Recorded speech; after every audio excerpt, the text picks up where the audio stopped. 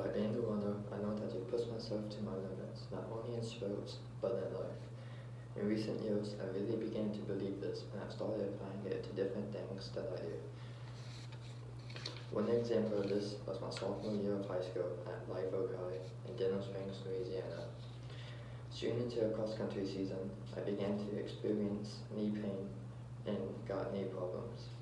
As I continued to run, it progressively got worse, and I began to experience the pain not just when I was running. Because of this pain, I began compensating and changed the way I was running, and ended up developing a foot and ankle problem. But it didn't last long. I started to go to physical therapy around this time to try and help. Near the end of the season, I took a week off with little to no running.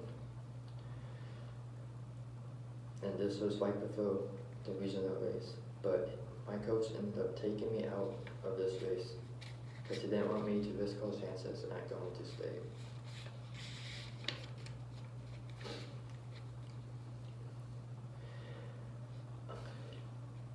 I had already signed up for a 10K a few months prior, and it ended up being a few days before the state meet. I ended up running the 10K, but my knees didn't hurt during or after the race. My coach got a little mad at me, but knew I would be fine for the race. It's because we're not supposed to run races that's not associated with the school during the season. I ended up running state, but there was terrible conditions for running.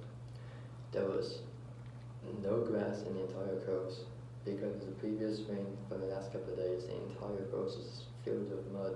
Some parts of it was a foot deep, and it was around freezing.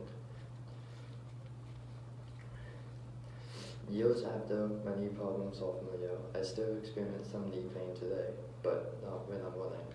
I still experience it when walking upstairs, squatting, or lunges, but it only starts to occur after I do like a lot of it at a time.